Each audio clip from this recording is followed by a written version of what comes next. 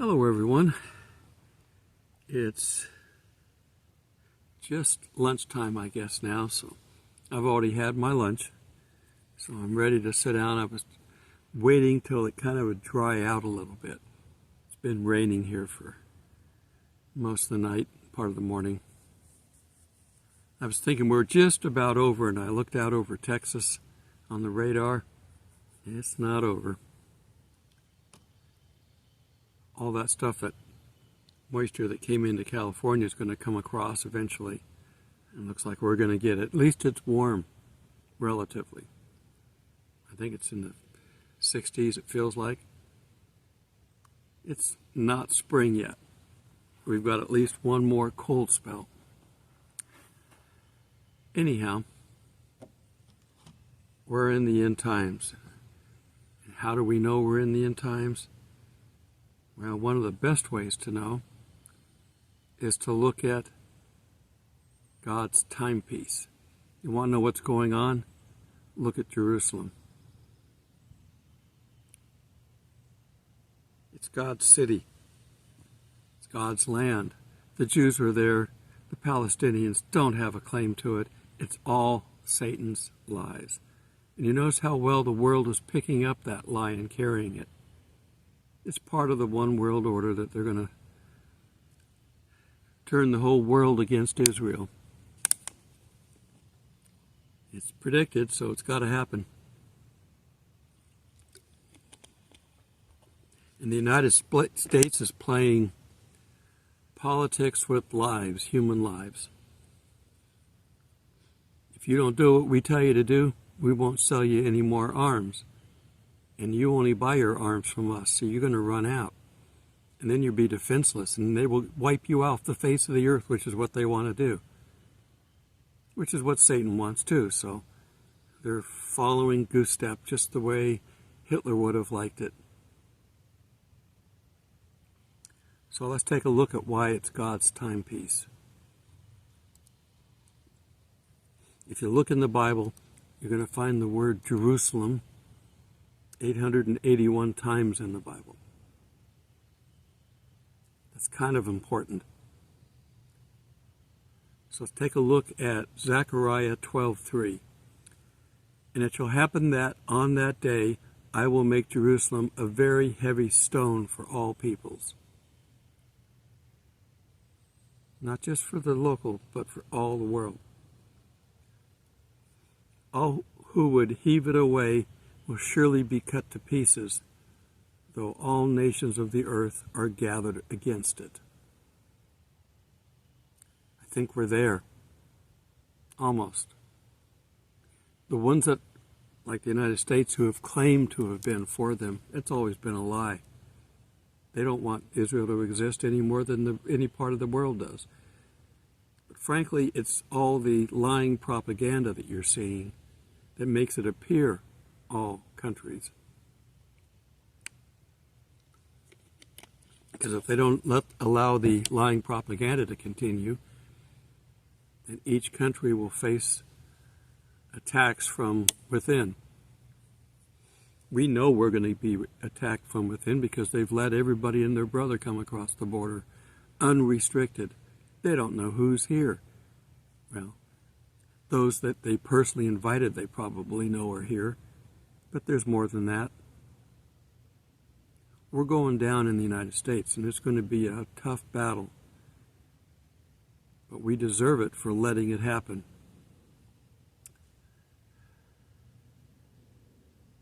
Okay, let's look at 1 Kings 11:13.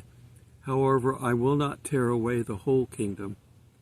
I will give you one tribe to your son for the sake of my servant David, and for the sake of Jerusalem, which I have chosen.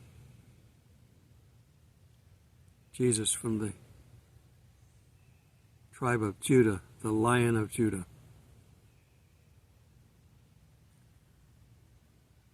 He won't ever completely abandon them. And even what's going to happen here soon, I mean, Israel as a nation has been conquered a number of times. It's because the Israelites won't listen to God. They've got their own teachers teaching lies. And the people Just follow along. You know how Jesus felt about organized religion and about the religious leaders of the day? That hasn't changed.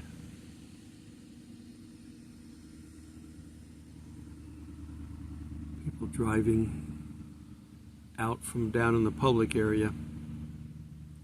It's the weekend and there's more people here than normal. I think there's three of us in the campsites right now. And there was two of us, so it's gone up quite a bit. But there's been more traffic going down to the public area. So Jerusalem is God's chosen. And Jerusalem can be called Zion, if you also see that referenced. It's on a hill. Mount Zion is right there. And sometimes people, not wishing to necessarily give credit to Israel or to Jerusalem, will call it the city of Zion. And they were there first before the Matrix. So the etymology and meaning of the name is somewhat obscure of what it means, but it appears to be a pre-Israeli Canaanite expression. The hill upon which Jerusalem was built, the mountain of Zion, is common usage, common language for the area. Hello, Crow, what do you want?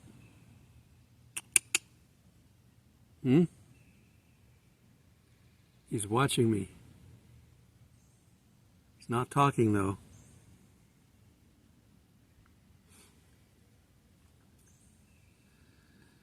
So anyhow, they use Mount Zion sometimes as a reference to the city.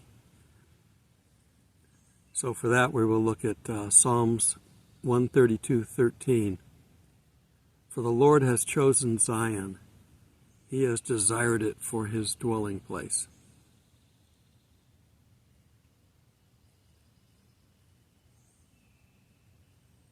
We don't know exactly where everything is in the Bible, but we're getting better at finding things. We're not sure where they crossed the Red Sea, but we're getting better at it. There's a video out about them going across and finding chariot wheels. Nothing's ever been brought back up. It would be pretty easy to bring this stuff up, and they haven't. Lying for the purpose of a video, I think, is bad enough, but when it's got a religious connotation, it's extra bad, so be careful what you support. So God said he would put his name on this city forever. In this age of computers and satellite imagery, we have learned how he did that. Now, if you look down using a satellite, you will see the letter Shin. Shin is kind of a shortened version of the name of God, El Shaddai. And it's basically almost a W with a kind of a curvy middle piece. Well, if you look at the valleys that are around it, the Kidron Valley, the Hinnon Valley, and the Tyropean Valley, there he goes. He wouldn't talk to me here, but on leaving he let his voice out. If you look at those, you will see the letter Shin. It's amazing how much detail God puts into things, all for the sake of making sure that we can follow what's going on. Now, I did my Rapture video. That's the next to last video. I'm actually one ahead of, I've got one already posted for tomorrow or the next day. Being retired has a problem. You don't have things to keep track of. I'm taking my car in on Tuesday, so I'm trying to get ahead so that I have that covered. Because it's going to take all day to work on. But God wanted us to make sure that we knew enough to be alert. We've got Watchmen all over the place. You can find, a bunch of them on YouTube. It took me a long time to finally settle on my name for my site because so many other people got into it ahead of me. I didn't start this channel until we were sitting at home with nothing to do for COVID. And I figured, well, I could be doing something online. And it took a little while to build up the clientele. For your subscribers, if you've been here from the beginning, thank you for doing that kind of a sacrifice. I was a little bit more polished in the beginning, and I don't think that I didn't like it. It didn't feel ingenuous, so I am doing these completely unrehearsed. I do have to write all this stuff down because I can't remember this stuff. I might be able to remember half of it for a little while, but I'm trying to teach you the Word of God, so I don't want to be off the cuff. If I mess up on a script and I'm saying something wrong, if the director doesn't care, he can let it fly. I can't give you wrong information. I'm giving you scripture verses to back up what I'm saying. And yet, because of the Rapture video, I had to basically block about 15 people. Just coming in and just start attacking. Name calling. That is not a good Christian. Come on, people. If we're wrong, find a way to do constructive criticism. And then you quote the same verses over and over again that don't mean what you say. You're using the wrong translation. You've got to use a word-for-word translation if you're going to quote the Bible. King James and the New King James are word-for-word. A lot of the other ones are transliterations. You could say the sky is blue. You could also say the sky is sad, because blue could mean sad. Translations, you got to get the right wording, and you got to get the right meaning. And we're dealing with different translations, so that's kind of a problem if you don't know the translations. Now, I don't know Greek very well, and I've forgotten too much Hebrew, but I know the foundation of it. But I also know where to look and who to listen to, who are the experts in these languages. And there's ones out there, you just got to take the time to look. And you can't necessarily go by their title, how popular they are.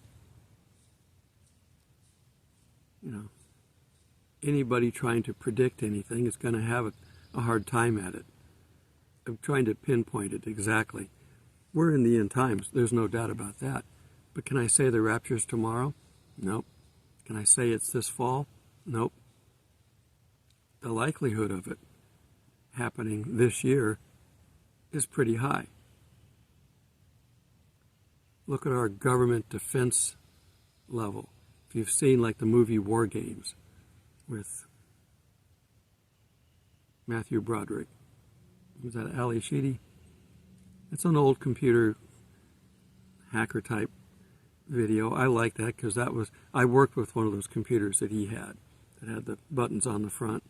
We didn't have sound back then. That wasn't important, but it makes good for the movie.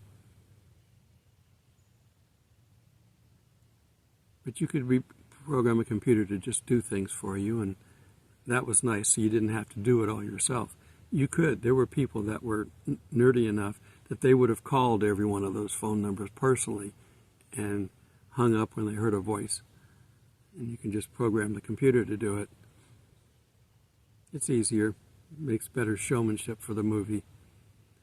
But the bottom line to the point here is they had their DEFCON level, defense condition. We all want to be at DEFCON 1, peace. DEFCON 5 is potentially World War III. We've seen this level increase. We're probably DEFCON 3 or 4 right now when it comes to World War III, but it wouldn't take much to jump from 3 to 5. That could happen in an instance if you saw something like a missile launch, like they showed in the movie. This is one of these anti-war movies, but there was some truth in it. If everybody launched all their nukes, there wouldn't be anybody left. So nobody wants to, so they didn't. But we may see some nukes used here shortly, because the United States is playing a very dangerous game. Of course, this is Satan, and if he wipes out everybody on the face of the earth, his primary goal is to prove he's better than God. If he can stop God's timeline, prevent it from going forward the way it was designed, then he is more powerful than God. Well, he's not, and the timeline tells us that he's not. But he doesn't believe the timeline. He believes he can beat it. That's why he's repeatedly tried to kill Jesus when he was here. And he puts him down as much as he can everywhere else. Anti-Semitism is really on the rise, and in the United States. But we've let so many people in. And with social media, you can get online and you can say pretty much anything you want on most of the social media. The only one that seems to be doing anything to try to stop it is Elon Musk. And that, for now, is okay, but they may get to him eventually, too. They may come in and say, we're going to defund everything you've got, and you're going to be broke, and he probably doesn't care because he can build it back up again. Anybody who's ever done that knows how to do it. Same with Trump. I probably shouldn't have said his name, but I did. Trump. Okay, filters, you've got it now. What's the context?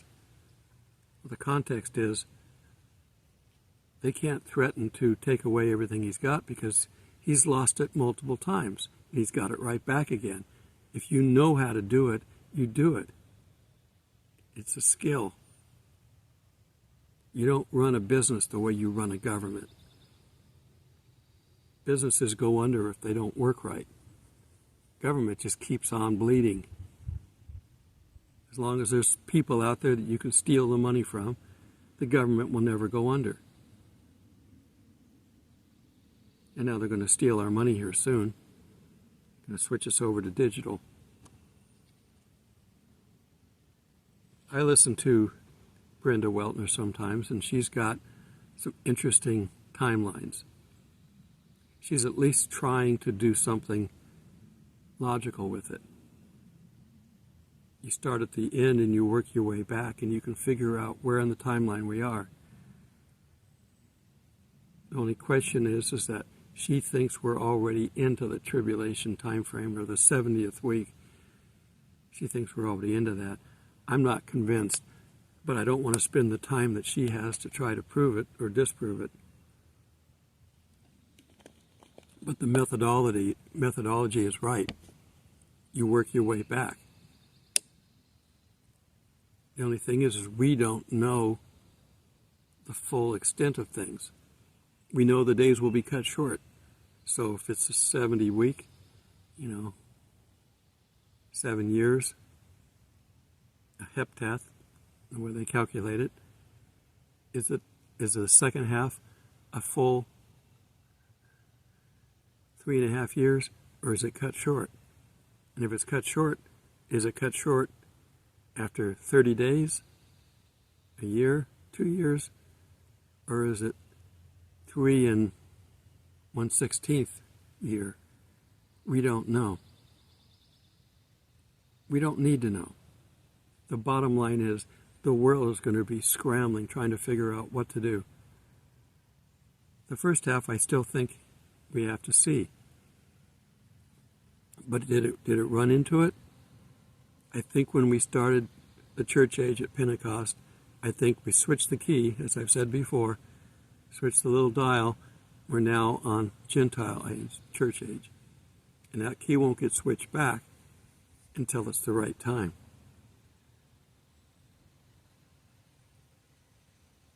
We are in the end times. But where are we That's hard to say. That's why we have Watchmen, because we don't know. We're here watching for you, trying to point out things that we see. If the United States does what they say they're going to do and abandon Israel, then Israel truly will be on their own, because no other country is capable of doing what we do. And all their military is based on our goods. They couldn't go to the Russians, or they couldn't go to the UK or China or say, can you sell us arms? I mean, some of them would be happy to make money no matter who they sell it to. But they've got all of our gear. If they have an F-16 and the F-16 breaks down, where are they going to get the parts? Or an F-35 or whatever else they've got. They get the parts from us. And what they've been doing, Hezbollah and Hamas, they've been making them use their missiles. Every time they launch missiles, they got to be counter missiles. And they've got thousands of them. Does Israel have thousands? I don't know. We know Jerusalem is going to eventually suffer some major damage. We see that in Revelation. But is that into the 7-year time frame? Looks like it. It looks like we shouldn't be here. So that tells us that we've got to be out of here soon. And it is amazing when I post this video about the rapture, I get all these pre-trib rapture haters, because that's what they are. In order to justify a post-trib rapture, they have to hate everybody, because they can't take any rebuttals. You tell them you're instructing, you're using the wrong instructions here. That's not the right way to interpret that. Oh, you're a hypocrite. You're a liar. You're a cheater. You're destroying people. They don't have rebuttals. That's Satan's work. If you can't see that, then you're going to miss the rapture. Not because you believe only in a post-trib, but because you don't believe anything else. So get your act together. We're here to do this in love, not in hate. If I'm wrong about a pre-trib, and I'm telling people to prep, we're still doing the right thing. You're just telling people that there's no hope. We're all going to go through the tribulation. We're going to suffer like everybody. We're not supposed to. We're the bride of Christ. All right. We got to all deal with these people. Just pray for me and pray for these people that they need to open their minds. But too many people are doing this because they don't like the world, so they put the blinders on. But that blinder keeps you from seeing the truth as well. Till we meet in the skies. God bless.